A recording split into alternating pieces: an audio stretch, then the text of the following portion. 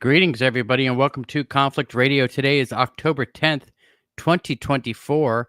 And let's see here. It looks like we're live, and it looks like people are in here with us. So good to see everybody. Welcome to Conflict Radio. Today on the show, we've got Toni Rodrigues with us. Toni, how are you doing? Dude, can you hear me? I'm back. Yeah. And I still have to apologize. This time I'm here. You're not waiting. You must have been nervous because I cut it close. I was right in there a few minutes before our time. You must have been thinking, not again. No, I wasn't that nervous because I actually confirmed with you, like, I think like at like 2 or 3 in the morning yesterday. I think Yes. we chatted briefly, and you knew we were going live today. So yeah, right. you even clarified the time. So I wasn't that nervous. But yeah, when it got within 5 minutes, I was like, oh shit, here we go. I was like, should I just go live? It was a great show last time, and I watched it. I watched back. You were like, what's up with this guy? And I came on, and it turned out to be a really good conversation, and you carried it live. You carried a live audience for a while. I had no idea. I got to tell you, after you watched me talk to nobody by myself for like an hour. I did. I went, and I don't watch the shows. I don't. But that one, because I felt so embarrassed that I missed it like that. I went back. It worked out. It was actually a really good show. I mean, people that stuck through it. You know what I mean? Like, yeah, it was good. Among all the shows I do, it was a really good one. All right. So just a heads up for everybody that watched that show and gave up. Toni actually did make the show. Like, he did show up later on. It was like a 2.5 hour long show. I don't think I've ever been on the air so long. It was a long time. Because we went 90 minutes after you came on. We did. Yeah, it was like 2 shows then. Yeah, it was like a 2.5, 3 hour long show. So it was fun. So let's give a quick shout out here to everybody who's joined us. I see King of Huckamundu's here. Robert Bell is here. Brian Stokes from Scotland is here. How you doing from Scotland? Davy Jones Locker's in the house. I see Top Taz. John Dortch, how you doing? Rodic Boshian. Iron Bear 78. A Little Twisted. Nick J. Natasha M, how you doing? Will Carr, how you doing? Will Carr, Mr. Kezerdrix, Mr. K, how you doing? Terrence Willis, Anna Smith. Let's see who else is here. Not Quite Human is here, and Akram Musa. Hello, everybody, and welcome to Conflict Radio. Toni, I owe you an apology. No, you don't. I do. No, I do a lot of shows. And I talk to a lot of people, and you really threw me. I have never had a guest throw me up against the wall like you did the last time we talked, when you dumped that 20 and back thing on me, like you did with my experiences that I had. Now. Yes, I've been having dreams. And it bothers me to talk about. I remember dying. I remember dying. I died. I was a secret space program 20 and back member, and I died. I was killed. What happened to my consciousness? Hold on now. Let's put some context on this. So you're having bleed through memories that didn't make a lot of sense, and then we talked about the 2 times the time frame, how it matched up, of you remembering basically an intake event, and then 20 years later remembering kind of like getting your life together, which is typical, right? Yeah. And are you saying after we talked that you had these memories come back? I want to show off my shirt to Danny, because I see her in the chat, because I'm always gonna represent for my sister. Oh, Danny's here. Hey, Danny, how you doing? We actually just became friends on Facebook. She's I've been trying to get in touch with her for months and months and months, and I guess Google was getting rid of my emails to her, and we finally got a hold of each other, and she is scheduled to come on the show, so that'll be a lot of fun. But yeah, I had this vision.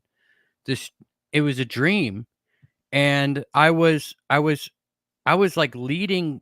I was in second in control of this group that we were going to fight these creatures. They weren't even like, they were animals. And It was okay because we had some kind of device so where if we actually lost the battle, we could just go back in time 15 minutes. And Anti-telephoning. You could huh? anti-telephone. Yeah. Now that's weird. That's an actual thing.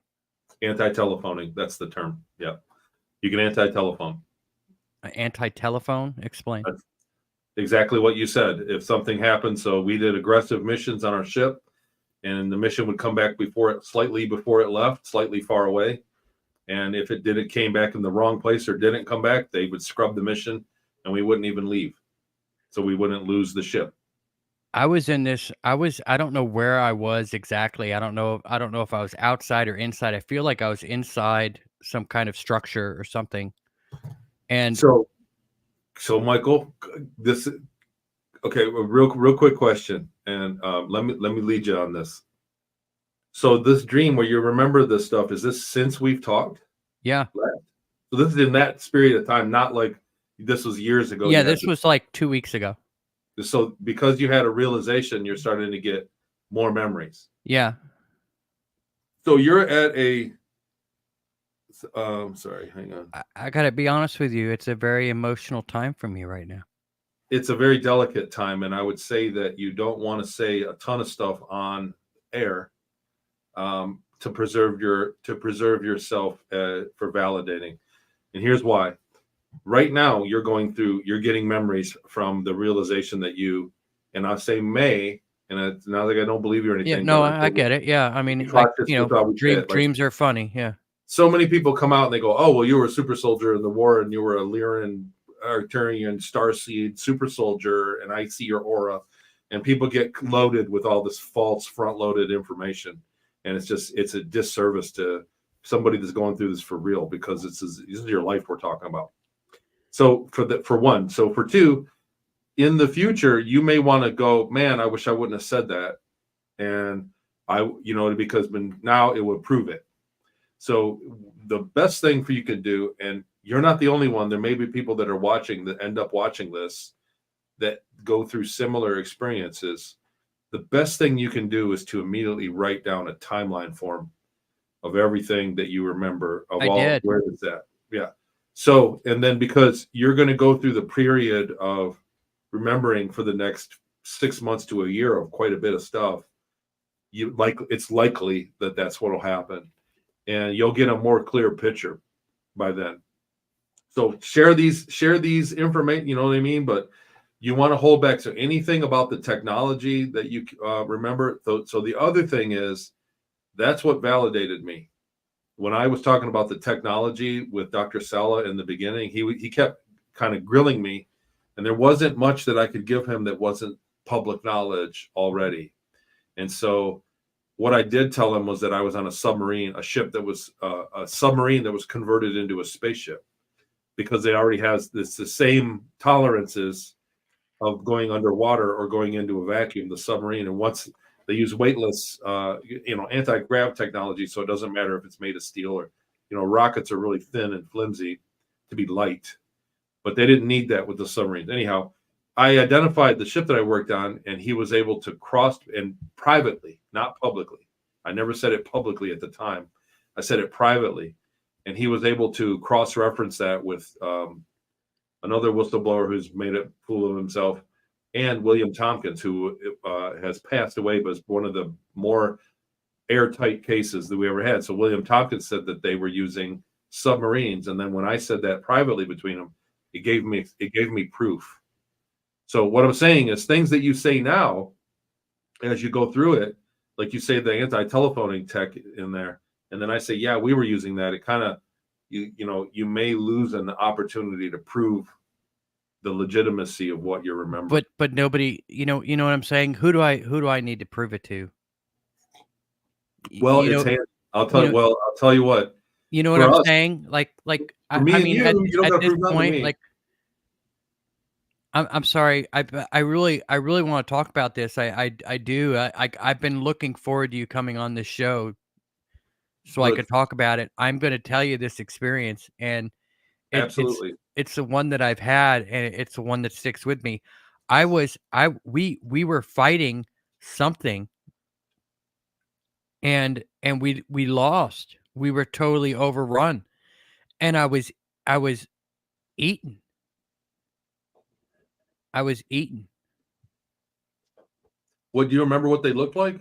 I they weren't they weren't they weren't human looking. I remember one of them had taken a bite into my arm and was tearing my arm off, and that's when I woke up.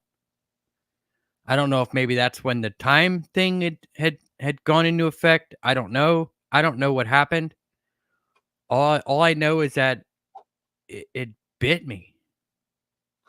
Do you know remember what the environment looked like? Can you look around like if you obviously trauma is a traumatic memory, It was chaos. It was crazy. but It do you was remember if you were on fighting dirt or all pavement? over. Huh? And were you in a jungle, on dirt, in a desert? I'm pretty sure I was in some kind of structure. I don't know if I was in a building or a ship but it wasn't outside. Like I was in a structure. Um, And something it got a hold of my arm and I couldn't get it off my arm. And then next thing I know, there's like 5 of them all around me and I woke up. Big? Was it as big as you? Was it small? Yeah, it's about my size. Yeah. So it was a big thing, and it looked like a humanoid, like walking on 2 feet. It did, but it didn't look human. So non-human, so skin, reptile. I couldn't say. You're not sure. Suits, Yeah, I wearing mean, clothes. I mean, I don't know. So so that's what I mean. Like this is a forming thing. Yeah. These little details will come. So I've created a memory course, and I have a lot more questions for you about this. There are a couple things that happen in a situation like that for space program soldiers. So there were a few technologies. Randy Kramer, who I still believe is one of the better testimonies that ever came along, said that all they needed was some of your brain tissue after you died, and it still had to have some piezo, some electricity in it. Uh-huh. As soon as all the electricity leaves your brain tissue, they could not bring you back. But if they had some of your brain tissue, they could cut your head off and take it with them back to the lab immediately, and they could grow another body and then pull your consciousness back and put it into the new body. So that was the technology. So soldiers on Mars, where he was saying, he called it Mars Defense Force. I don't remember it being called that. I remember it being called Mars Colony Corporation, MCC. The soldiers that were in battles doing that would be blown to pieces, eaten up by insectoids, ripped into shreds, just absolutely torn into nothing. But if they could get in there and get their brain tissue before their brains died, which you have quite a bit of time, I believe, that they could save them and bring them back. Well, what about that 15? What about that time weapon? Would that? So I mean, are you? The ability Yeah. to Would I still be dead, or would I just go back in time? So I'm dead on another timeline, aren't I? So this is a big issue with me. I don't believe in the two Earths, that one's positive and one's negative. And if I don't believe in that timeline. I think that's an op. I really do. And a lot of people that are my friends believe it. But I don't believe that you're just going to meditate and be in a great state of mind, and the Earth is going to split into two timelines, and then you're going to be in kumbaya. What I remember was that there was one timeline, and when they changed it, it happened immediately, and that was it. It was instantaneous. Nobody remembered or felt anything about the other time that happened. Like, in other words, that battle happened, you went back in time, it never happened. You'd lose the memory of it and everything. Is it possible that I did die there and that they weren't able to get a hold of my brain matter or anything? And it is possible. what would happen to why would they come back again after 20 years if I had died on the mission? So right, we're covering a lot of ground fast. Yeah, and I'm sorry. No, this is great. This is good stuff. When you talk about the time travel for the audience, that's what I've learned, that's when you lose the audience quickest. But that's fine. We're not really meant to talk about think about time because we're locked in and we don't play with it that much.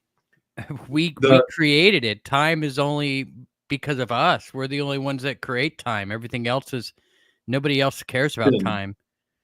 What was I going to say? The space program. So when I was taken in the beginning, right before they were when they were laying me down on the table to do the procedure where I was going to wake up in a clone body and begin my 20-year tour and then be put back, they were telling me, I said, what if I die in there? And he said, well, you'll be back sooner. That's what they said.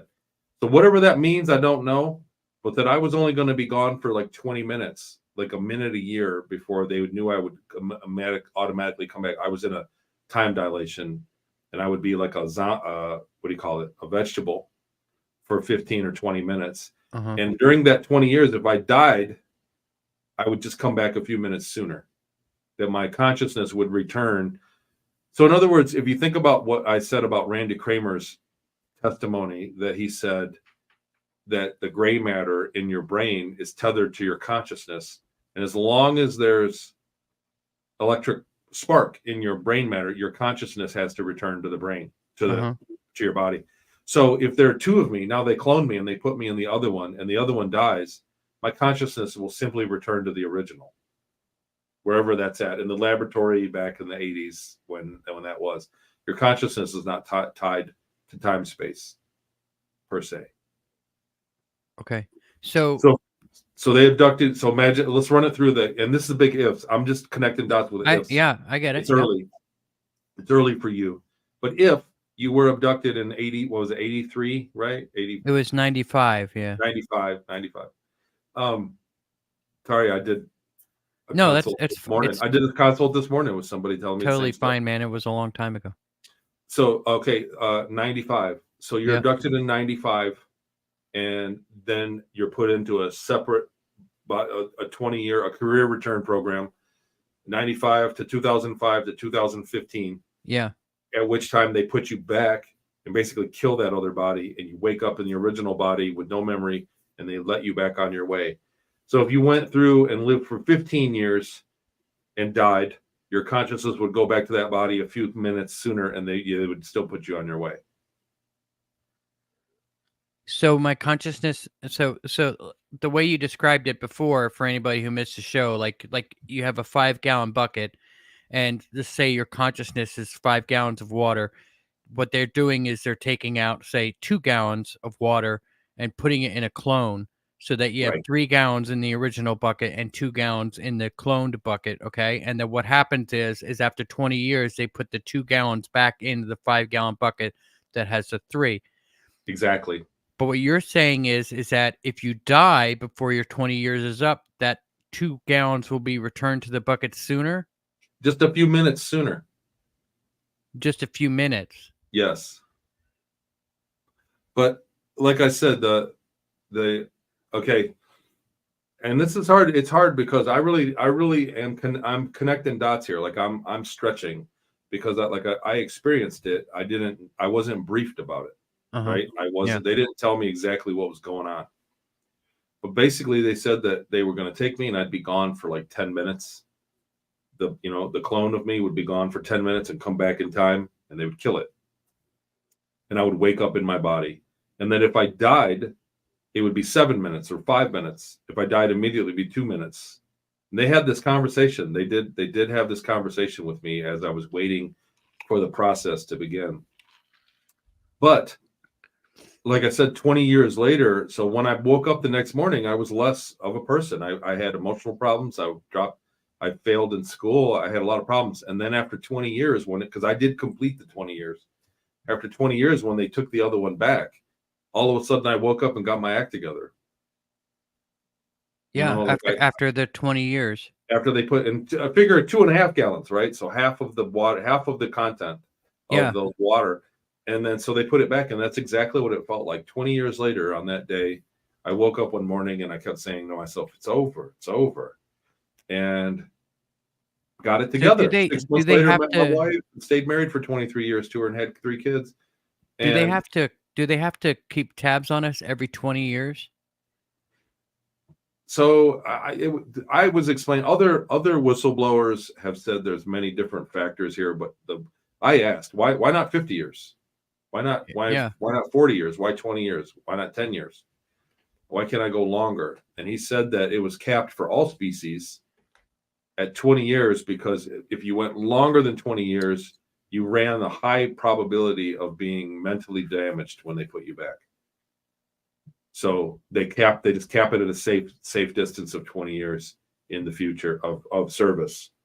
And that's why. So some people could go 25, some could go 30, 40, but they start running the risk of having an injury when they get put back, of being mentally different. All right. So when you first started realizing that this had happened to you, like, I guess kind of at the time, you're kind of like in my shoes, right? Like you're having your first recalls, you're trying to figure out exactly what happened. How did you deal with it emotionally? Because I'm having a real hard time with it. Like I'm having like, this isn't real, nothing even matters anymore. You know what I mean? Like I'm having a very hard time with this. It was very hard. So the first 3 days or so, the first 2 weeks, I was I was in a very bad place. I mean, and the memories were coming. And the thing was, before you met me, before we had that talk, when you remember things like this, you were just like, whatever, that was a dream, right? You would just blow it off and go, when did that happen? That never really happened. And you had probably had little bleed through memories that were going on that were, Nothing like that. Nothing like that, man. That was intense. I mean, but now you have to look at it and go, fuck, this could be real. And so when I did that, when I was going through that, when I went, oh God, and that's what I was doing. Like I would sit and I'd be thinking about it, and then more calmly, I would go, oh God, that happened. And it was a real lonely time. You know what I'm saying? Like I was really felt like the only person in the world that I wanted to talk to somebody about it. And I wanted somebody to tell me what was going to happen. There were times, man, I pulled over on the side of the road. I took my kids to the soccer practice and was driving back home up the highway and pulled over on the side of the highway and started bawling, crying. Yeah. And you know what I'm saying? Crying because I was for no reason. trying to figure it out. And sat there and sorted out going, what is wrong with me? I got into the book. I was like, the second or third day, I got into the phone book and started looking at counselors. I said, I'm in a mess here, because I was integrating too. The other thing is that person you were before you remembered him was buried. And now you have those memories. And now that you're not the person you were, you're the person you are now with that information. Like me, when I got my memories back, I got all this information to draw off of. And that's it changed my whole personality. Really. It's because I have the life experience of my memory, what I remembered. It's so really fucked up. It is. I mean, it goes beyond anything that we could possibly imagine as a human being, I suppose. Like you don't realize. I mean, obviously we've all come a long way in waking up with a lot of the shit that's going on in the world. We see a lot of this, I mean, on this channel, we don't even talk about like if UFOs are real anymore. Obviously they are. And it's stupid to even have somebody like Lou Elizondo on this show. You know what I mean? Because it's not the kind of show that we're doing here. We're past that. You know what I mean? Like we're beyond that. We don't need to talk to Lou. We get it. I mean, obviously there's a lot of crap there as well, like, oh, is it going to be an evil disclosure or a good guy disclosure? I mean, obviously they're manipulating keywords and everything like that on Google and everything else. Is absolutely crazy. But over here on Conflict Radio, we're past that. We're not talking about if they're here. We know that they're here. And that takes a little bit of waking up, but then you start to realize that your entire life and your entire reality is false. Yes, you fucks with your head, man. And you really want to rewind it and go, wait a minute, if this is wrong, then how could what else is wrong? And once you start peeling back the layers of the onion, it's everything. And people are, and then you don't even relate to people that are still falling for it. Like, you know, you're not even on the same reality as people that are still falling for the official. I saw this one in the chat. So there's a question. I just want to say this because you need to hear this too. Not Quite Human? There it is. Yeah. How do you know if these memories are just implanted? Maybe entities that want to trick us. Well, trick us into what? So what difference does it make what I did? I'm a wood floor guy. I did 30 years. I refinished wood floors. I'm not a politician. I'm not a doctor, or I'm not in research and development. So what did these memories do to the world? For them to abduct me and spend the money to fly down and take me, or do whatever they did, and then implant 20 years of memories that checked out, memories of real things, real people that were insignificant and have basically changed nothing in the world, and then times thousands. So 2,000 people have contacted me directly, 2,500 plus. Like I said, I talked to one this morning, a new person that had the same thing. I got a file right over there behind me. So when you talk about it's a very convenient thing to debunk it all. When people say, oh, they just implanted your memories, because that seems to be more plausible than if it just happened.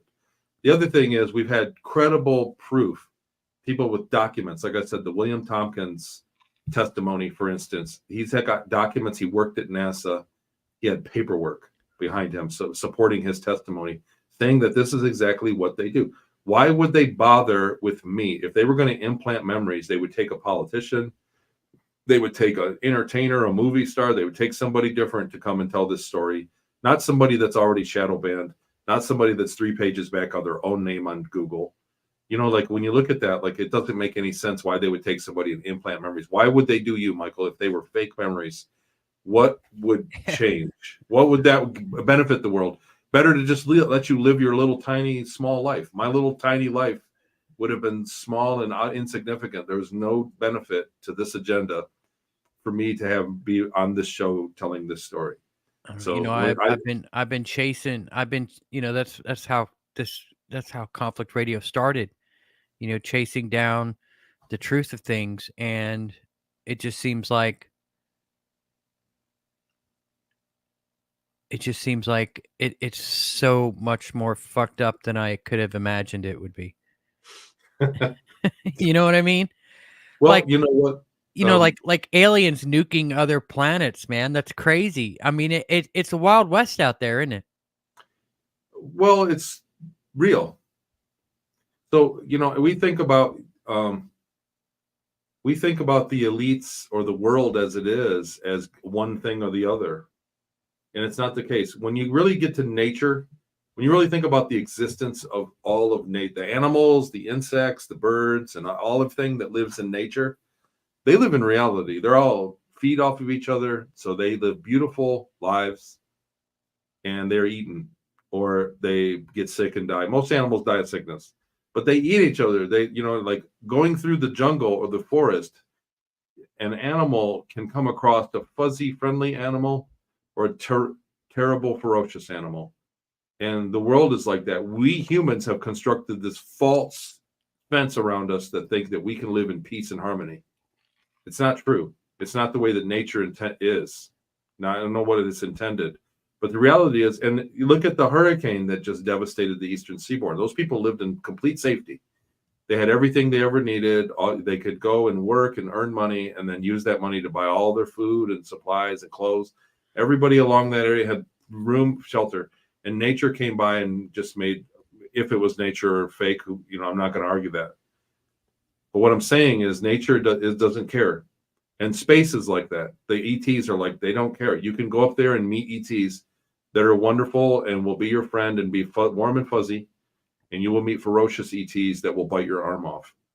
So it's nature. Nature extends beyond the sky. If you want to know what it's like in space, go and walk through your forest. It's exactly like that. Most of it's boring. Yeah, I hope that it helps. does. It does. You know what I'm saying? Like, it because does, man. But we're taught. We have this false thing. You know, the thing is that I always imagined it, I guess, as like a Star Trek place, but it's not like Star Trek, right? Or I mean, I guess there would be places in Star Trek like that, and there's probably places out in space that are like Star Trek, right? But I don't know, I just imagine that if you had the technology and the means to traverse the galaxies and everything else, that it would be more civilized, I suppose, right? Like, So, right. So think about this. Um, Technology in the industrial age and the colonial age, they had technology. People had technology and conquered the world, but they would go and meet Aboriginal societies that they deemed savage, that may or may not have been. But just because we are technologically advanced, do we live in a better existence than the Aboriginal people?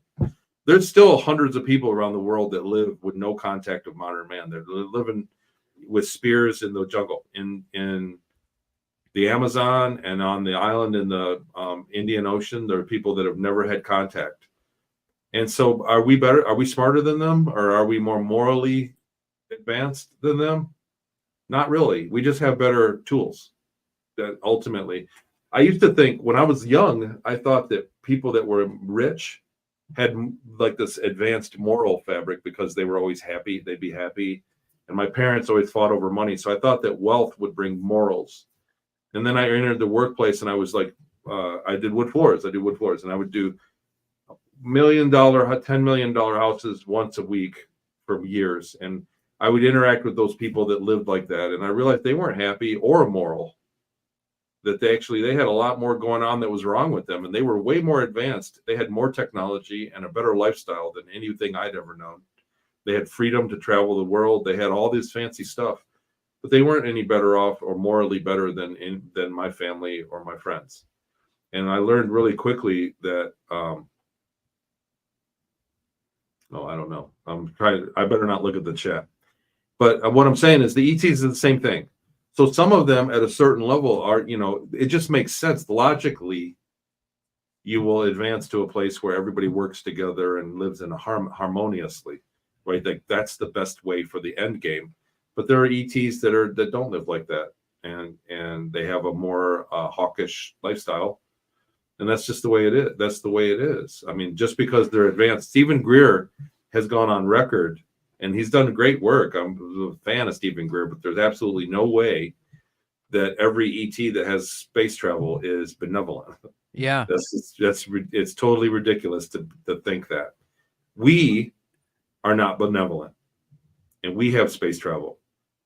And we have, and like I said, even when back in the days, the only thing that happened when the Europeans invented boats that could take them to the Americas or around the world, the boats could go around the world. They could sail. It was a technology that let them explore the whole world. And they weren't any better. They weren't any morally better than anybody else. They just had technology. They rolled up and they had muscle. look at what they did. Look at all the blankets they give out to the Indians, right? They're so great. Yeah, right. Well, and then so they slowly over time manipulated circumstances into their favor. And so that may be what we are, a manipulation in taking this world into somebody else's favor. Yeah, So. I guess it's just disappointing, like you try to, maybe that's what makes humans so awesome, is that we try to always look at the bright side of things, and whereas it's not really always that way, I just want to say this, that I always try to unwind the programming.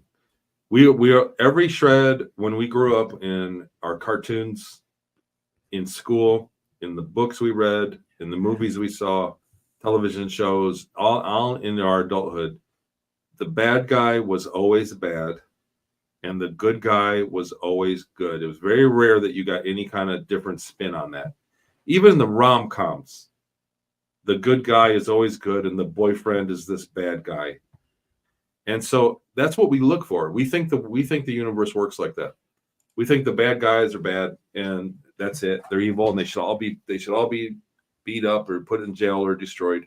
We think the good guys are always going to do good stuff. And the reality is not that. They're people, just like we are. On any given day of the week, you can get me being a good guy or a bad guy, and for depending on your perspective. Like I always tell people, I'm a total prick in traffic. Yeah, And so right. Yeah, yeah, I'm the same way. Yeah, I'm you the same know, way. so I'm not a great guy. And I always yell at myself, like, why did I let that upset me so much? Like, that's so ridiculous. Like, why do I get so angry when I'm driving? So It's so right, me stupid. too. All this stuff to stress over, and I'm like yelling and screaming at somebody in the car next to me. That's probably not even real. It's an NPC. We talked about this at the conference, and there was an NPC question. So my point is that when we look at the elites, when we look at the white hats, we can't count on them to be 100% good and just think that they're gonna hand us free stuff, right? They're fighting for us for the way of life that we have currently. And when we think of the dark hats, they're fighting for a way of life that's different. Like there's a Luciferian agenda, probably a lot of transhumanism is being fought for. I think that the transhumanist agenda is very dangerous and it's real. Oh, I do too. You know, you know who's right at the top of that as far as transhumanism is Elon and Trump. Right, right. So it's a way to transhumanism to turn mankind into some evolve into something. Yeah, Not that what we doesn't are. sound so great to me either. I mean, I'm at the That's right. point now where I think, you know, in a couple weeks when an election comes, I just might sit home. You know, I mean, it's ridiculous. I mean, both sides, I think are fucking wrong. So but the last election, you know, friends would try to solicit friends. So the 2020 election, as a friend, I would always post these political memes and things, and I would try to solicit friends to what I thought was the right thing to do. But this election is just a continuation. You don't have to say a word. They don't need to post a single commercial. We know exactly what's going on. I don't have to tell my friend. I don't have to tell anybody anything about this election. You just put your money where your mouth is and leave it at the voting booth. All That's I it. have to say is that we are not going to vote ourselves out of tyranny. That's right. It's not going to Yeah. happen. You're absolutely right It's about not that. going to But happen. You in can't vote yourself one out of term tyranny. of a guy going against the grain, 1 4-year term of a guy going against the grain isn't going to make systemic change either. Yeah. So it doesn't matter who wins at that point. Like we have to stick up for our rights and kind of, you know, be involved, I guess, be a little bit more involved. So I do want to talk. The reason why I said I owed you an apology was because I didn't quite understand how emotionally hard it was for you to do what you did, man. And you know, I want to let you know that there are a lot of people that are waking up, I suppose, that need to send you out some kind of appreciation, and that maybe uh we need to spend a little bit of focus on how to get people through this kind of awakening emotionally, because it's for me, this has been probably the hardest 2-3 weeks of my life, honestly. I mean, I'm you know, we start talking about manifestation, right? We can manifest things. Like I'm literally at the point where I don't want to do anything anymore. You know what I mean? I just don't. Nothing matters to me. I don't care about anything. And then I think of you, and I think that you probably had gone through the same thing, right? And so what we need to hear from you is, how did you get through that? Well, you have to realize, I'll say you right now, here's what's happening is, you know, there's an innocence, there's a bliss in ignorance. You know what I mean? Like those memories weren't there, you were ignorant of them. So there's a bliss that there was there before that. So, and there's a loss of innocence. So the person that was you, that was comfortable with the world, now doesn't exist anymore. You've lost that innocence. And what you're doing right now, it's only been 2 weeks, is you're mourning the loss of that person you were. You're in a state of mourning right now. And you're like, man, why did I bother? It's you're mourning the loss of your innocence, because now you know that the world is living in a different reality than you grew up in. And that was what happened to me too. And it went from months. It was 6 months. It was a year that I carried. I mean, and it was a difficult time actually that trickled down to my family as well. Yeah, I mean, because it's affecting every aspect of my life in a negative way. I'm not gonna, pull any punches or bullshit with you. I seriously, I mean, I just, whatever. It's very depressing.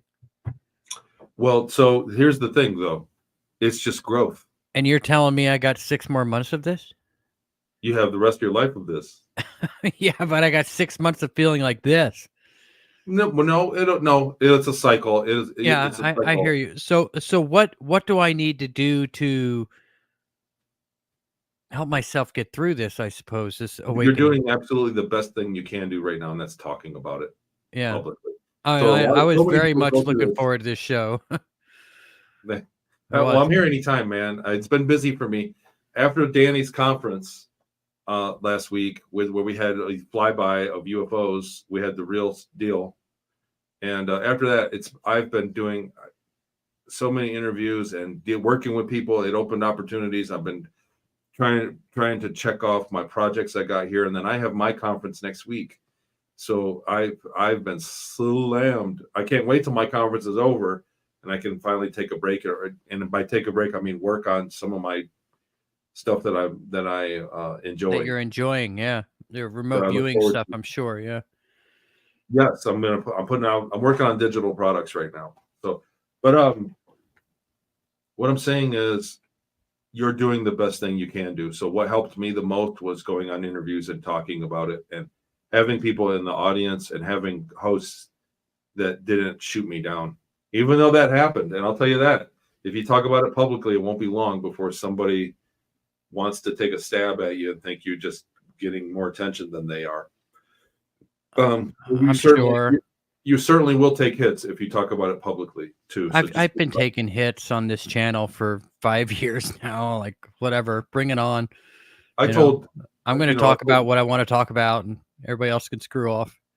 yeah I I mean, if told they don't wanna listen, they don't need to listen, right? Turn it off. yeah you've already got the right attitude. Yeah. And well, and the reality is for every person that hates you, 10,000 love you from this. It's true. So you know what I mean. For everybody that stands up, it bothers you that it feels that way. But there's so many that are silent that love what you're doing. That just Yeah, tell yourself that every and that's person that and hates those me, are the people I'm talking to, right, right. Everybody else, like I said, can turn me off, I don't care. Not Quite Human has a good comment here. He says, "See, this is what I'm talking about. Michael has lost his will, love for life now, potentially because of these memories.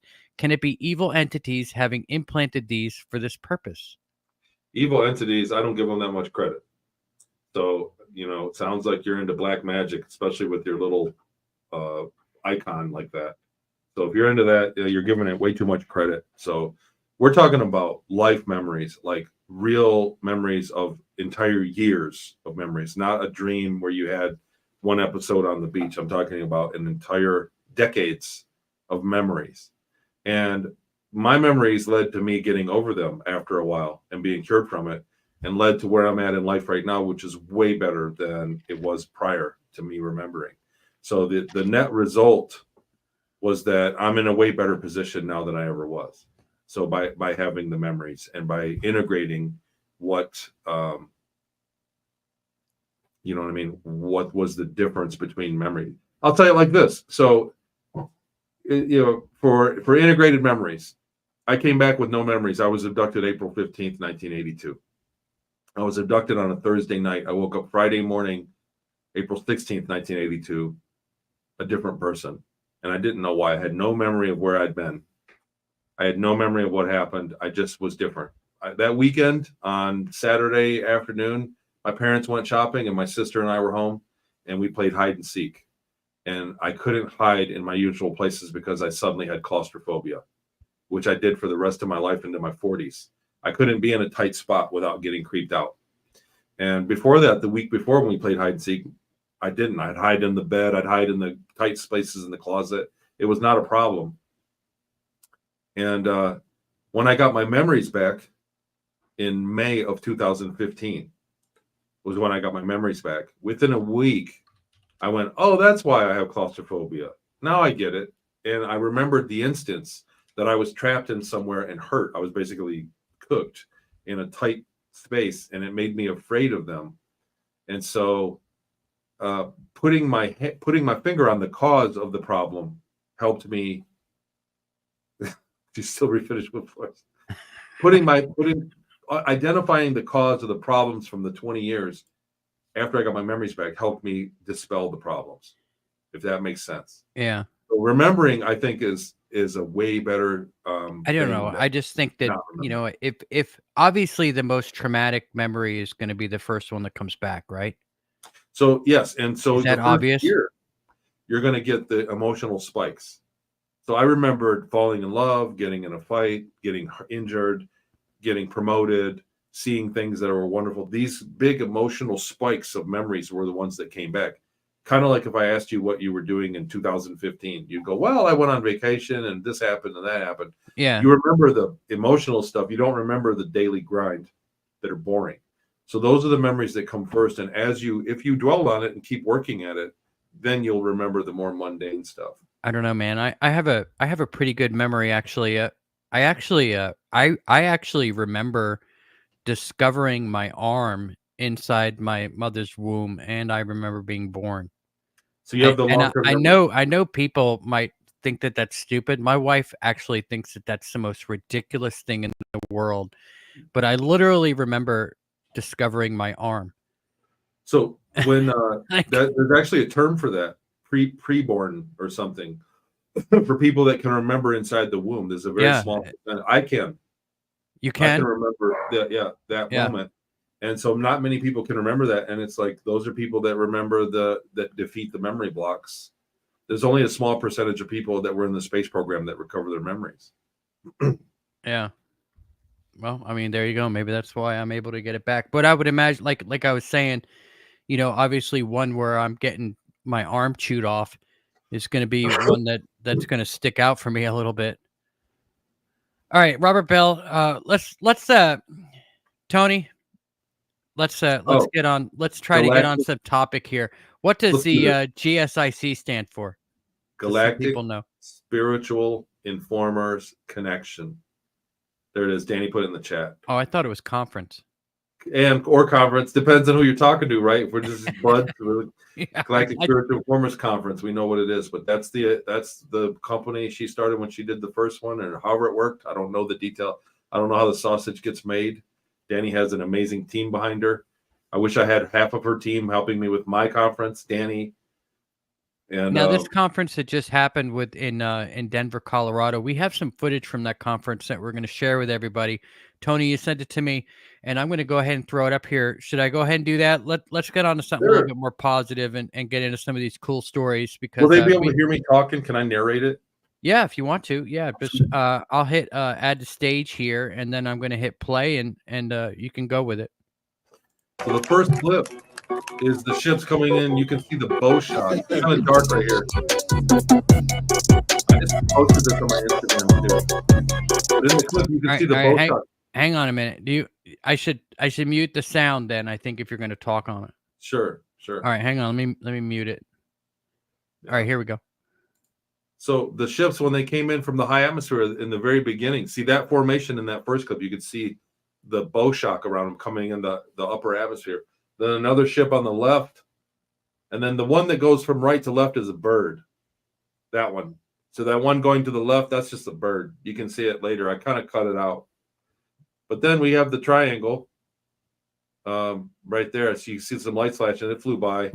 It's kind of weird on StreamYard, but there is a better shot of it, the triangle. So that's an Earth Alliance TR-3B.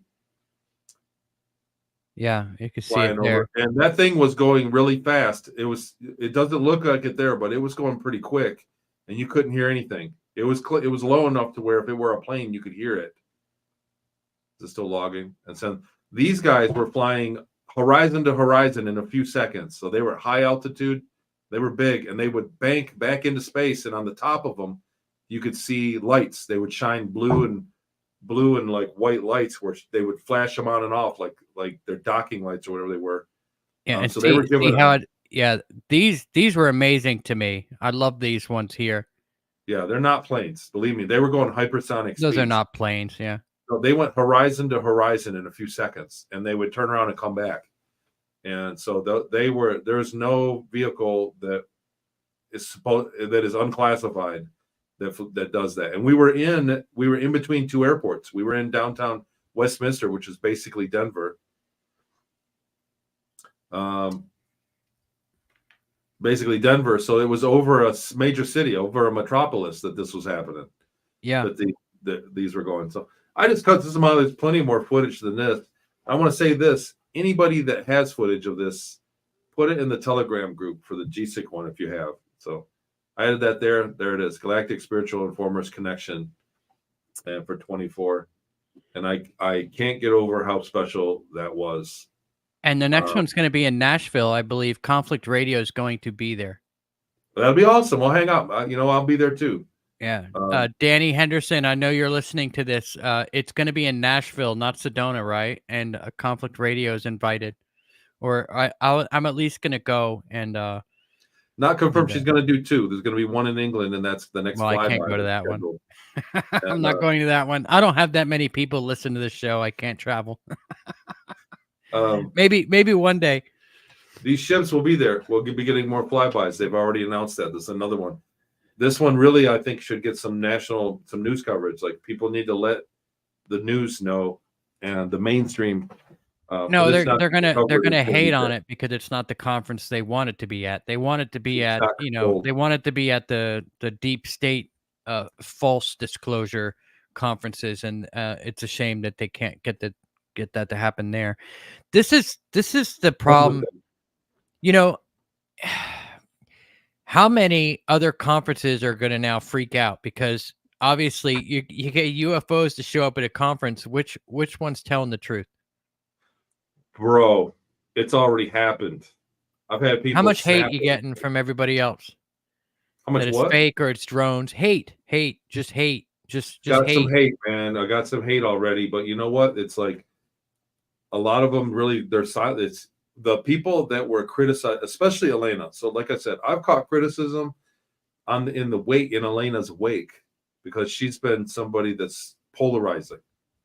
And so she's caught criticism, and I say, hey, man, quit picking on her. And then I quit criticism too. So that's kind of the landscape. But she's really caught a lot of hey, even people in my own groups where I say, I'm like, look, Elena's my friend. She's real. This is real. And people in my own groups are like, no, I don't believe it, Tony. I like you, but I don't believe it. I'm like, okay, that's fine. But now I hear a lot of crickets chirping. There's nobody saying anything. The people that hated her are silent, like they should have been in the first place. Yeah, I love it because when I first had her on, everything about her just felt so right. And what she was saying felt so right. And I told you guys that when I had her on, I said, look, I don't know what's going on, but there's something inside of you that tells you that it feels right. And when something feels right, you know it, you can feel it. You know what I mean? And it feels right. And then that happened. And I'm like, oh, okay, well, there you go. So somebody in my good footage. I've seen some of the footage come out of there that's just amazing footage just come out of there. And it wasn't just there. There was another one that she did over in I think it was in England too, or somewhere over in Europe. France. No, in France they did it. Yeah, but it was just for the speaker. I was there. They had to fly over there too. Yeah. And it was only for a few minutes, and it was just the speakers. After the conference, we went and had a private courtyard for the staff of the conference. And she said they're going to fly for us too. And the crowd really wasn't there. But they flew over, and I was like impressed, but it wasn't a public display. It was like, I was thinking, how do we use this? You know what I mean? I just think that it was still all going to stay secret. I want to say this. As a speaker, as somebody that asked, like when Elena first came out years ago, when I first met her, she was on Exopolitics, and that's where I first saw her. And then I had her on my show, and I think I was on her show. I forget the order of that, but when she was first on my show, you know what I mean? Like I presented her info and then kind of moved on. And the first GSIC was the first time. So it was like a year and a half before the first GSIC conference in Orlando in 2021. Right? Am I saying that right? 2022 was the first time, and I was like stoked. I would finally get to meet Elena, and I met her the morning before, and we went out and had coffee, and we were talking privately about some things. And I said, "So, what are you working on a book?" And I'm working on this book, my second book, Starmaker. I was working on, and she started talking about it, and she went, "Oh yeah, Starmaker, that's this." And she drew. Oh, is it here? Oh, I think it's right here. Hang on.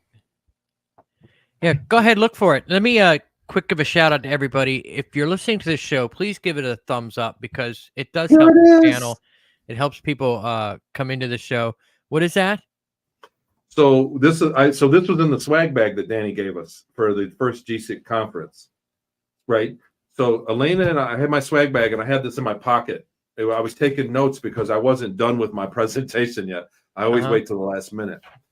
So I'm sitting there, and Elena and I met in the Starbucks and had coffee, and we walked away. And it was before the conference, so it wasn't a crowd of people there. It was just like the Orlando, was it the Hilton, the pool. We sat by the pool and had a Starbucks, right? That's it. And we're talking. I said, "What book are you working on next?" And she writes this. Hold on. She said, and I told her I'm working on a project Starmaker about. And she said, "Wait a minute, that's Jenhan is in the Starmaker program." That's funny, Danny. Elena drew this. Do you see that? And I said, "Yeah, she drew." It's the Pokemon ball. Yeah, right. That's what everybody says. The first thing everybody says, but not really. She said he just got promoted. She said, "Do you recognize this?" And I said, "Absolutely." I said, "I've been doodling that since I was 11 years old." Elena, how you doing? I'm talking about her. Her ears are ringing. She popped in. Her ears are ringing. Right. See what I'm saying? Look she signed it. We dated it. So she drew those, and she said he got promoted. Jenhan got promoted to this one. And I said, "Yeah, because I remember when I was in the program, I got promoted to flight status, and that's what it turned into. And that's the Starmaker." So at that point, my jaw dropped because I had never told a soul about that. That was something that I doodled that on my, like when I was sitting in class, it would be on my test paper. I doodled those. That was a very deeply spiritual meaning of a symbol to me. And she knew it without me telling her. She knew, she described it. And then I drew that. And this book is the proof because it's dated and signed.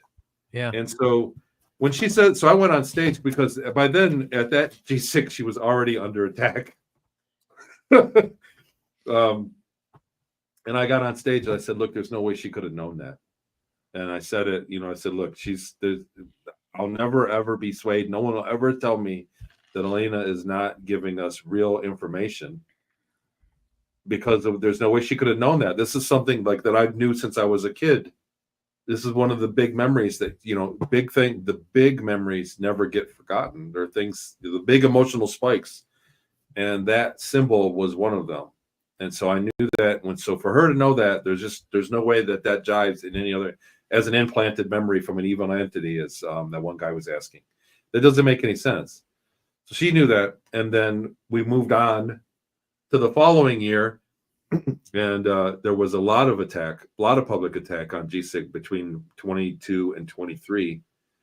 But it's all behind us now at 2024. And with what she's done with calling in these, giving us that spectacular show, I mean, there's no doubt you're going to be hard pressed. And like you were saying, to answer your question, Michael, about what are the other conferences doing, they're shaking in their shoes because there's a lot of, pardon my language, there's a lot of bullshit in the community. People that have had contact, people have been contacted by ETs or taken, and they look for help, and people are feeding them predatory people are feeding them answers, so that they go, "Okay, that's what you were, a super soldier, Pleiadian light being incarnation," like all this BS to cloud up the water. And a lot of these conferences are fueled on that, and it's an entire industry. I'm trying to keep up with the chat. It's good. It's gotten good.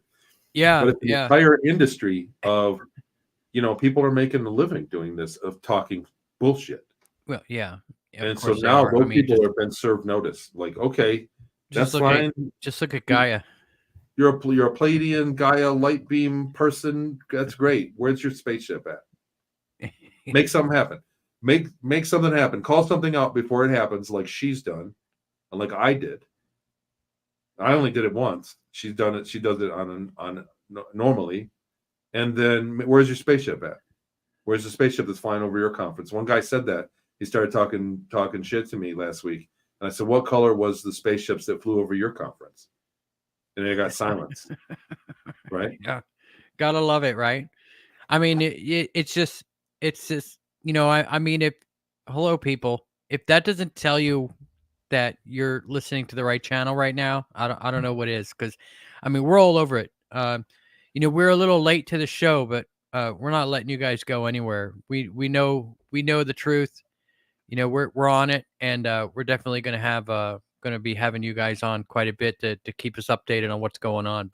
But I do need to get to, we got about, I guess we're on to listeners' questions now, but we do need to get on to the topic of the show. Obviously, the thumbnail is I didn't even see it. brothels on Mars, and then somebody had mentioned in the chat that it wasn't Mars. It was Ceres, right? Ceres Colony. Okay, so you guys will have to forgive me for that. There, I was gonna try to message you and be like, hey, where was that brothel stuff you were talking about? Michael, And then I was like, oh, I think it's Mars, so let me just go ahead and do the thumbnail for Mars. But it's Ceres, right? All right. So I need to get you a copy of my book. I think this will do you some good. To be honest with you, man, I need some good. I'll be honest with you, man. Working with your memories, and like there's a lot. And I'll warn you, this isn't for the lighthearted. This is not a PG book. And I have not been in a good place. This is not a book that anybody at a young age should read. This is a very traumatizing book. This book has made grown men cry. I'll keep it away from my daughter. Do that. So but I'm saying I'll get you a copy of it and get it to you, because I think it'll help. I think it'll connect some dots for you. Starmaker is a different animal altogether. But on Ceres, you know, and to be completely honest with you, before I change the subject back onto the topic that we're supposed to talk about, I do want to say that I'm actually very disappointed in my Star family, because I feel like they should have reached out to me by now. They obviously should be seeing the trauma that I'm going through right now, and I'm a little disappointed that I haven't gotten contacted from them yet. So I just do want to throw that out there on the airwaves. That don't hold it against them. You know what? Hello, I you know, they're supposed to be out there, and I'm not getting any help. So well, can I tell you what my experience was with family? Go ahead. So most of them were supportive. My kids were very supportive. I told them everything. My wife made it 9 years before she couldn't take it anymore of the sharing me with the crowd, and her family that were very skeptical, ridiculing me behind my back. So some people can take it or leave it. It's not something you can force on somebody and say, hey, I was in a secret space program and you help me out here. They're not, you're asking them to unbelieve something core to them, you know. I'm in my Star family. I know my real family thinks I'm full of shit. So oh, that's cool. Well, the Star family too. So, you know, to ask them to believe what's going on with you, they have to believe, let go of something, usually most of the time. Not me. Right, Michael, because I know what we're talking about. We're on the same subject. Yeah. But here's one thing that did happen. I want to say this, that recently, when I was leaving for France, when I left for the France conference, and I went down and I saw my cousin, my older cousin, who I hadn't seen in like 15 or 20 years, really.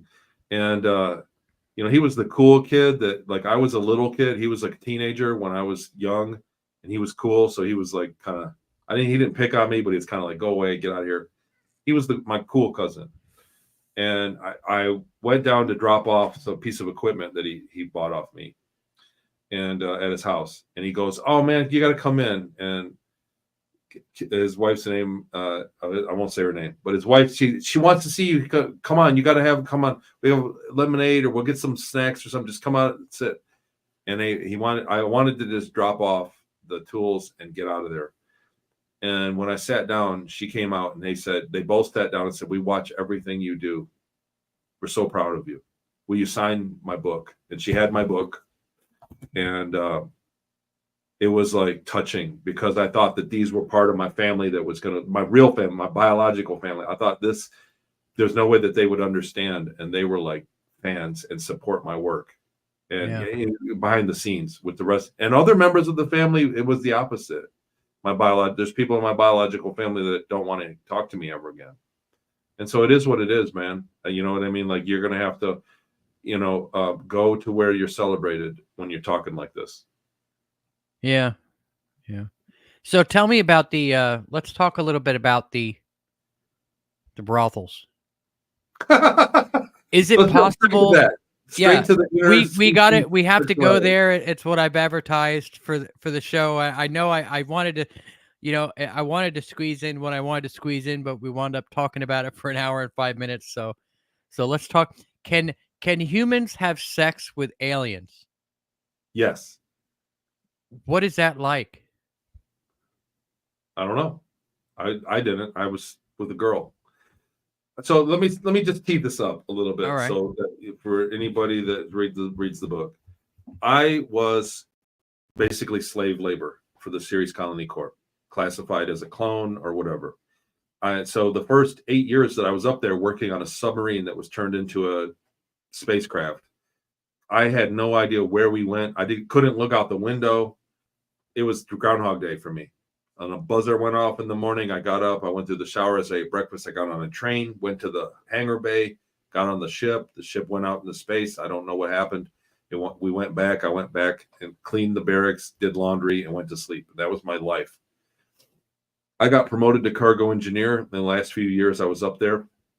They gave me a small salary, like $20 to $40 a week, depending on how good we did, like a profit sharing. Like, they had money. So this was a spacefaring civilization that had money. The Ceres Colony Corporation, Ceres Colony Gesellschaft. So I could buy train tickets at that point. They said, they voted it. They said, we should give these guys, the engineers should get money too. They had a vote, the staff. So they did. And so when I first got my paycheck after that happened, was a couple of weeks later, I was going to get money and go to the trade. They didn't call it the bank. They called it the trade window.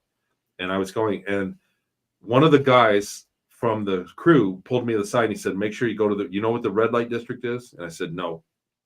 Then make sure you go there, no matter what. And he was pulling a joke on me. He was picking on me. And so I did. I took a train. I bought a pass for the train. I had $20, 26, 27 franc. They call them francs. And bought a pass for the train. I stopped at one place and I got some food. I bought it was like teriyaki chicken on a stick. And I bought one of them. I'm walking around Ceres Colony, cities inside big caverns. And I had a bit of freedom. So I found my way and I got lost in the red light district. And you walk around and there's pictures of naked women and commercials and stuff like that. And I got basically mugged by other people they were like, "What are you doing here?" And they said, you're a slave. You don't belong here. They said, "You don't even have money for a ticket." And I said, "Yeah, I got money right here." And they beat me up and took it. And a nearby girl was like escorting a patron out. I'm sorry, what's that? I said, go figure. Yeah, it's just like anywhere else. Space is nature extends beyond the sky. Yeah, that's it. That's the truth. The other thing is, I will say this: being in space is you do run into the more highly evolved species as well. So there are high vibe that's real. And even if we went up there now, me and you, we'd be the same level, but we will brush elbows with other beings that are advanced. And so that's a good thing. Anyhow, they pulled me in, they cleaned me up. They're girls. This is basically a brothel / strip bar. So they would strip and they had a brothel. You could buy the girls. And they let me stay there. A girl had been assaulted in one of the booths where the manager, who was an ET, there were 2 ET species there. He was a tall, like a 9-foot ET that ran the place.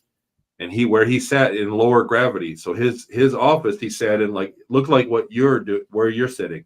he had a couple computer screens and he could see the whole bar. But he was in a low gravity booth. So because he was from a low gravity world. And so he stayed there. He tended to stay put, but he couldn't see one table and a girl had got assaulted. And he said that I could come back and stay there for free until the place filled up and then I had to leave because it saved me from doing chores when I went back. So that's where I went. I frequented that place. And after a while, the girls were there. I would go there and be totally empty. I'd be the only one in the place because I would be done in the morning, the ship travel time, long story. And I got to know the girls and I got to talk to them about what they went through. And they did get hired by ETs. They did have interspecies relations. There are even species that don't have genitals that still had a mental interaction, a sexual mental interaction with the girls. And I was curious about that. There were ETs that were abusive. There were ETs that were very loving. And there were humans that came in from other planets, far away, other star systems, and other colonies in our solar system that visited. Whenever they were in Ceres, they'd come and see the girls. And so that was the reality of that. So, and I eventually, one of them was kind of my girlfriend, but I never had money to really take, it's a long story. It's in the book. It's in the book. It's like, dang it, that dancer was my girlfriend, but I didn't have enough money to get her off the pole. That was absolutely reality. There were girls that had permanent mental problems from certain ETs that they had to pay because there was a probability that there were girls that were permanently emotionally damaged from ETs that were highly telepathic, that would that would come and interact with them and damage them. And how many girls do you think that have been at these brothels, say in outer space, that were kidnapped from Earth? Well, I mean, they all were human trafficked.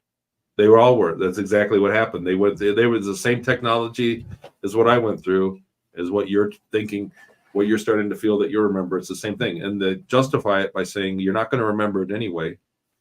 So, they literally somebody from this echelon of technology, this level of clearance in the black op world can walk by a girl that's beautiful and say, you know what, she would work.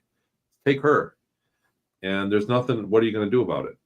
Is kind of my answer to that. So there's an illegal amount of it, and it probably is legal to a certain extent. Yeah, so I would imagine that they're cloning the hell out of people, and anybody right. says that they're not, you're ridiculous. I mean, they clone people and sell them. I mean, That's every day, even on this planet. I mean, that's not something you need to go in outer space and do. They're doing it here. There's more people living in slavery today as we speak than there were when it was legal. That's a fact. I mean, just look at every single American today trying to pay for bills. I mean, this is ridiculous. What's going on. I mean, I don't know. I guess we don't want to talk too much about politics. Don't want to get into politics here. No, it's ridiculous. Well, it doesn't even matter. I mean, this is all crumbling. It's all crumbling. It's all crumbling down. Well, we're going to get an influx. So that's why what happened last week was so hopeful, because that gives we know that we're going to get an influx of technology. We know we're going to get an influx of knowledge after a disclosure that's going to change the whole world. And, people have been led in the wrong direction for a very long time. And so there's going to we're going to have a big growth spurt among us. So it's not doom and gloom, man, Yeah. So what type of, I mean, they didn't just have humans out there, right? I mean, so at that one in series, the girls were human. They didn't have ETs working. It was all human, because you're a human. They didn't have any like I guess on Total Recall, like the 3-breasted girls. No 3 boobs, sorry. They didn't have I guess like reptilian sexy women dancing. No, because so they were showcasing the indigenous species of this solar system. Oh, gotcha. So if we went to another solar system, and the girls were slightly not human, this is no. What you're saying makes sense. Yeah. So, but you know what I mean? If we think about it like this, like here's a rough scenario: me and you running a spaceship, and we move a cargo ship, and we end up on some other star system in a colony like Ceres Colony, and there's a red light district, right? And we're single guys. There's nothing to lose, and there's ET women that are available in there. I mean, when you want to try it just for the experience of what it would be like. Like, I think most people are very curious to what it would be like to be with another species of intelligent beings that are cute. Yeah, like would their thing even be in the same place it is on a human female? You know, like would it be like maybe, you know, on their foot or something? Right. So, I mean, we don't know, right? Like, from what I remember, there are a lot of the male female dynamic is similar throughout the stars. Yeah. So that being said, a lot of it's the same dynamic where it's like the men are in the same roles and they're chasing the women kind of thing. And it's the same dynamic for most species, but not all of them. There are many species, many different versions of it, and they were aware of it. And the girls said that for the most part, most of the time, it wasn't a bad experience. And the girls in Crumbs, the place in the red light district on Ceres was called Crumbs. The girls said that that place was different than other places they worked because they had the ability to turn down a client. So the one girl worked on Mars in a brothel on Mars, an illegal brothel on Mars, and she said she couldn't turn down the client. So it didn't, if she hated the person or if they were abusive, she couldn't say no. On Ceres, if somebody got abusive, she could say no and have them bounced. And so they had a bit of. All right, so there you go. So there are brothels on Mars. See, I called it illegal ones. Yeah, they're illegal ones. Yeah. All right. Well, you ready to get into some listener questions? Oh yeah, these ought to be good. I have some highlighted from earlier. If you guys have questions, go ahead and post it. And before we get into questions, I do want to promote Tony's show coming up. Why don't you tell us about this? Oh, that's so Odyssey Sedona is October 18th and 19th here in Sedona at a place called the Global Center for Christ Consciousness. So I have people from Farsight, some of the very good remote viewers. I have people that are into lead meditation. So meditation is the first step to really good remote viewing. And this conference is going to cover advanced meditation techniques, advanced remote viewing techniques, and ways to protect yourself. It tells a story. It's a one-day banger with a half day, like a guided meditation the day before and some other things.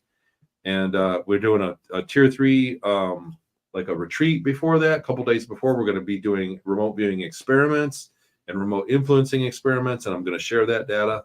But this conference is next week, and I'm proud of it. And come on out. And it will also be available to watch live on stream. And you can get it from the website. I think you can see it on this conference. It's odysseysedona.com, spelled just like that. If you can't find it there, you can get to it from my webpage, TonyRodrigues.com. Yeah, so there will be a live stream.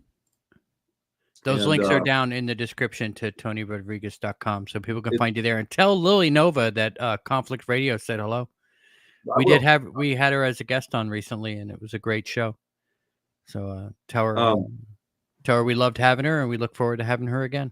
Thanks. She's going to be a speaker. Lily's talented at leading meditation, and that's what she's there for, to talk about. She's really kind of advanced in the techniques of meditation. Yeah, so she'll be presenting on that. I've been all over my wife as far as telling her that she's a starseed. And so she's been actually watching a lot of Lily Nova's videos, trying to figure out which starseed she is. So thank you, Lily, for helping out my wife discover her starseed origin. Deep inside, she knows.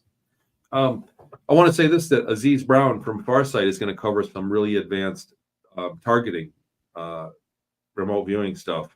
So that's totally going to be worth the price of admission right there. His presentation, I'm really looking forward to myself. Everybody there is talented. They're all professionals. Rion from Team Light, Rion Darion, is going to talk about protecting yourself in the astral, like while you're meditating and while you're traveling, doing things to protect yourself. He's really good at that. Really knows a great deal, and he can put it in simple terms that everybody can understand. Aurora Lunastar is a channeler of her higher self, not a channeler of other people giving politics. and she's a very extremely wise person. And so I'm really looking forward. I just met her, and I can't wait to see her presentation. Arcturus Ra is going to cover technology that may or may not help you do remote viewing. I will cover some of that. Jackie Kenner will cover what she does to protect herself and do it. And she's a business coach, a spiritual business coach. So again, the moralities of doing things and remote viewing for yourself. And a lot of people are afraid to take care of themselves. So she's going to cover a really tackle really tough subjects. So this is a great conference, man. So check out our live stream if you can't fly out to Sedona. But if you can fly out to Sedona, come on by. Yeah, and Aziz Brown, just so we're sure, that's Courtney Brown's son, right? That is, yep. So his sister, he claims his sister, Courtney Brown's daughter, is an alien, is a human gray hybrid. Yeah, so there's been a lot of controversy about the Greys working with Farsight. Yeah, and I'm going to leave that up to the people that are working on that. I just want to say that Aziz and I are friends. Good, and Yemi Janae and Courtney Brown, as far as I know, are friends. I haven't spoken to him in a couple years now, many years, I think.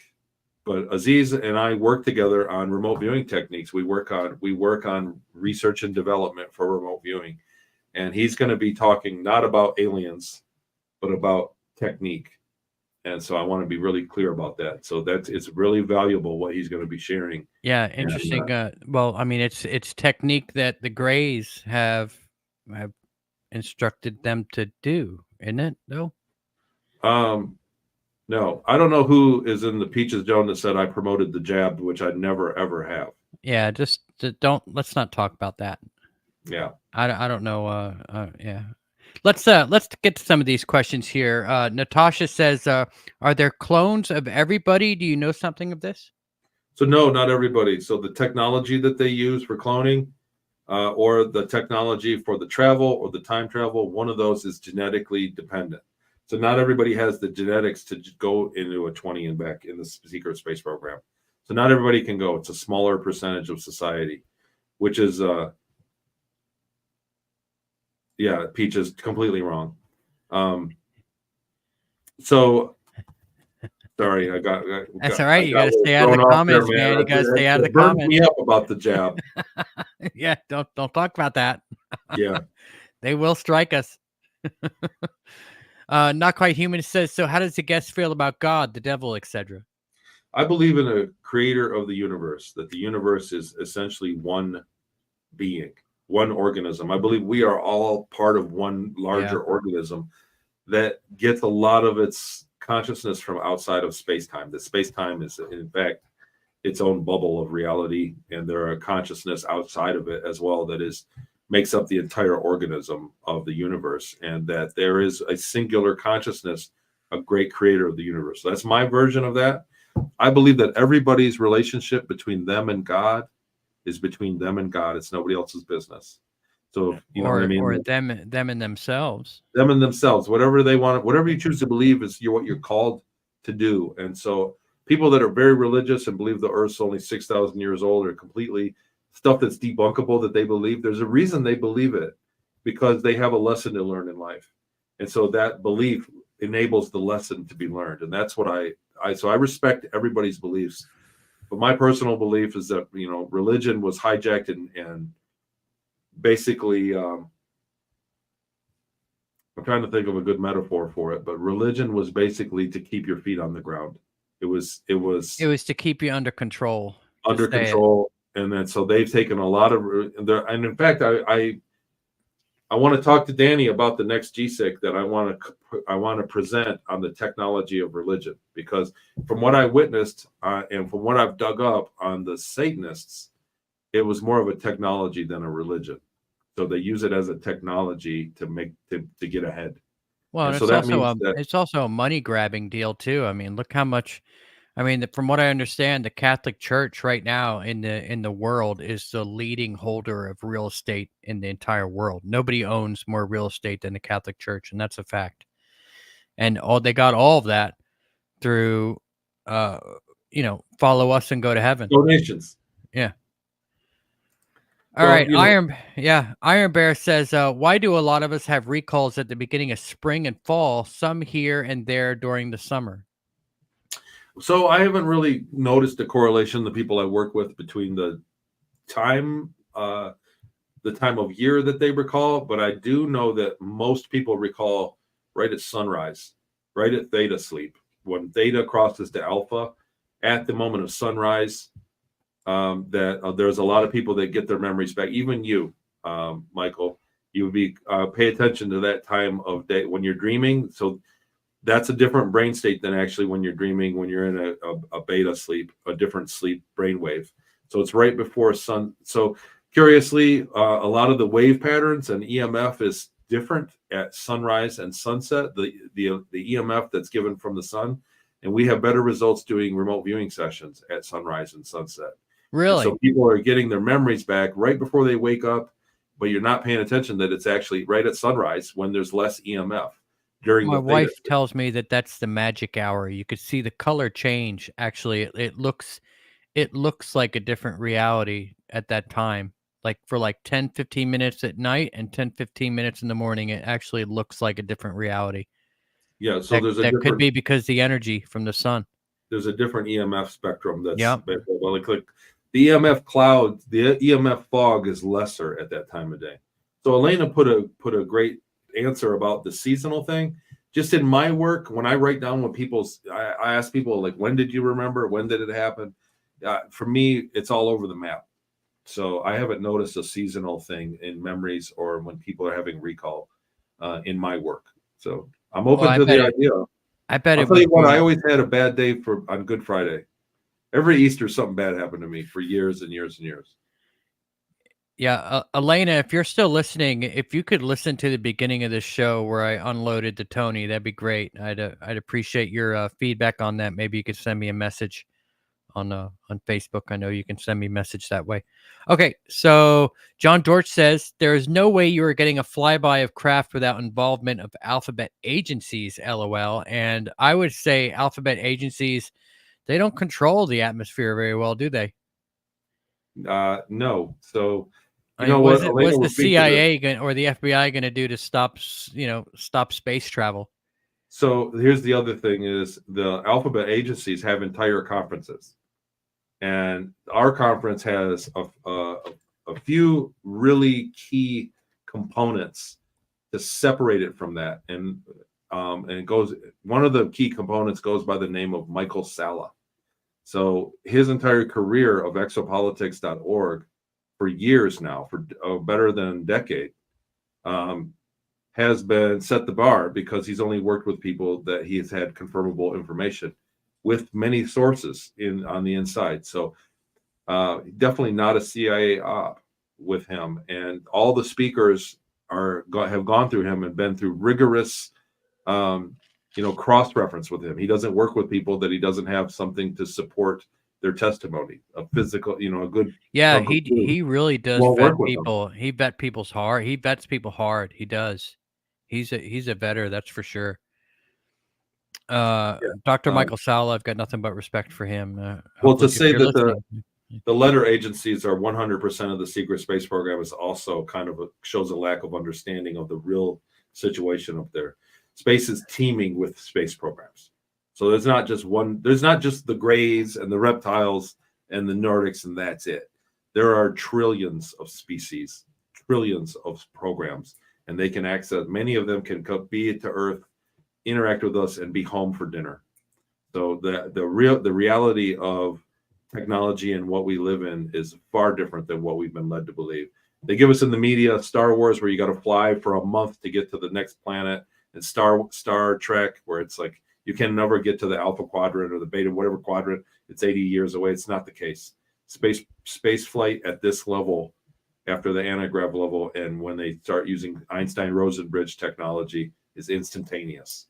So the letter agencies aren't that almighty. I'll just put it that way. No, I completely agree with you. They're on their way out, actually. Toni,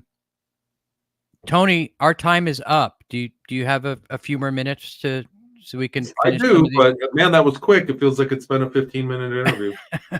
Well, it's because I wasted like the first 45 minutes talking about my personal problems. No, that wasn't a waste. That was good. All right. Pure Gold wants to know, what's the update on the North Gate that was supposed to be open today? I have no idea about any of that. All right. So I have to plead the fifth. All right. And Iron Bear wants to know, is it possible to meet a family member that you didn't know existed in the SSP? And I would say yes. Anything's possible. I don't know what context, that question is framed. But I would say I have to give that a yes if I were going to go if I were just going to say yes or no, that's definitely a yes. Yeah, I mean, it's possible. Honestly, it's possible to meet a family member that you didn't know existed in this reality, let alone in the SSP. Right. So any you can always meet. That's just my opinion. Enchanted Realm says, is it possible for animals to be connected to star beings, or a star being is a higher aspect of the pet animal? Honestly, have you ever noticed that people's dogs or cats behave just like them? Have you ever noticed that? Sometimes. No, that it's exactly like them. And it's like the dog was like that. Like it's almost like they're an extension of themselves. Like you're the dog, and then you're the person. You're the ET. Like there's a continuity there. But I don't know a lot of that stuff. Like I'm definitely not the guru on star beings and any of that. Yeah, I try to keep it pretty simple. I say it like this. I catch hell when I say it, but I work very hard to stay in my lane because of it's already extraordinary what I'm saying. And so I don't watch other testimonies. I try not to keep up with it. I have enough information that I share. And so I don't really study the rest of what's going on in the world other than talking to my friends. To preserve my testimony, because I think it's important for me to have that, to say, look, I don't even know what you're talking about. This is my testimony. All right. Edward, this might be up your league. Edward Schelling says, Tony, did you ever see anywhere a place that felt like underground, but there was a town that looked like a European style marketplace with brick style walkways, streets with an ambience of light?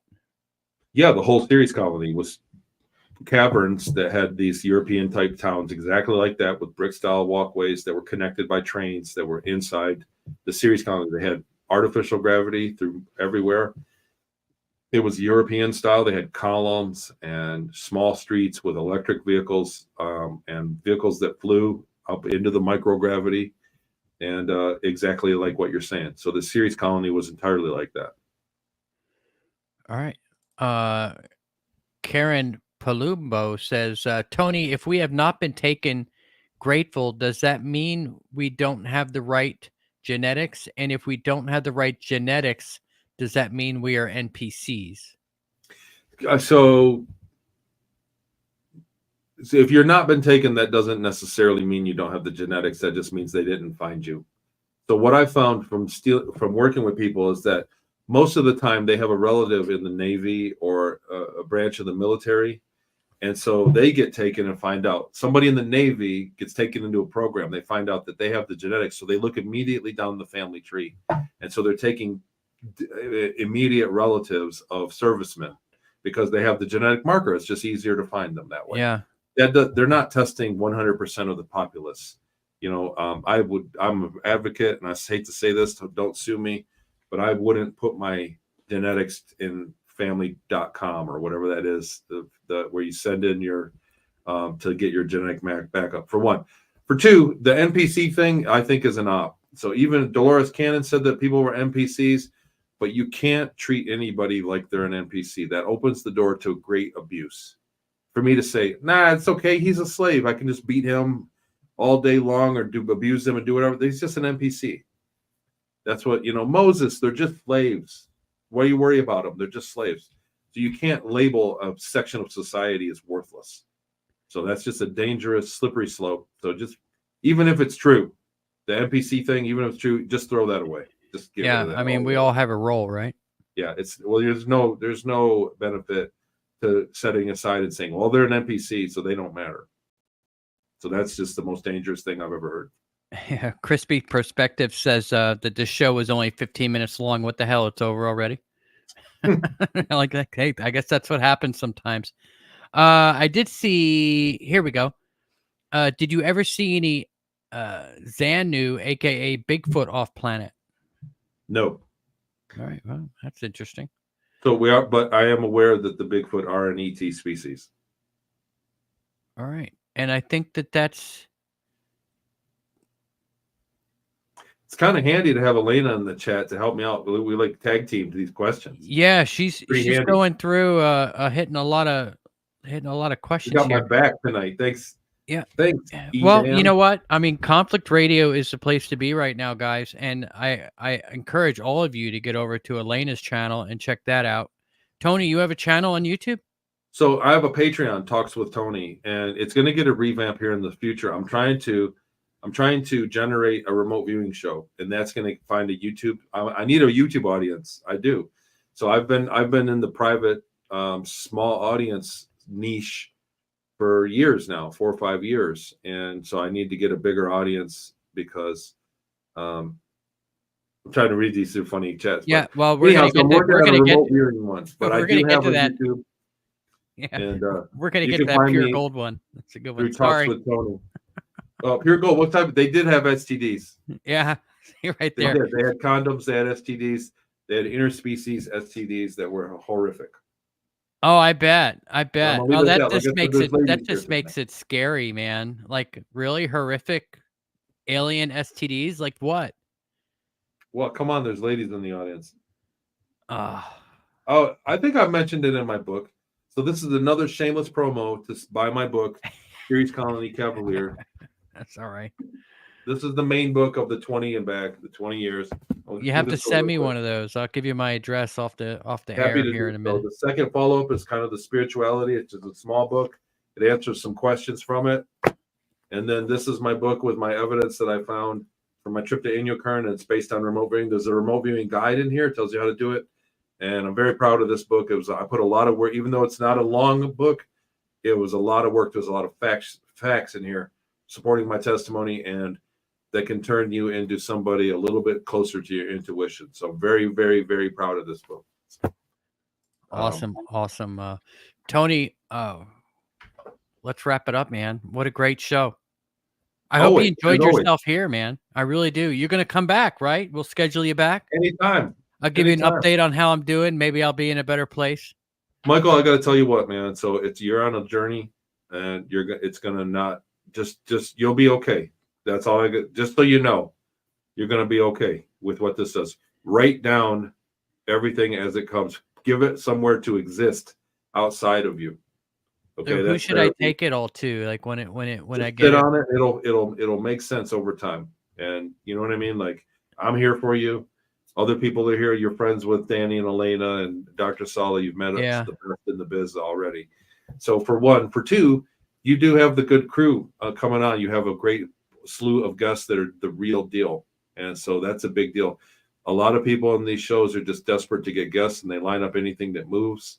And there's a lot of we don't do that here. We never have. If I don't believe you or if I'm not interested, I'm not going to have you on.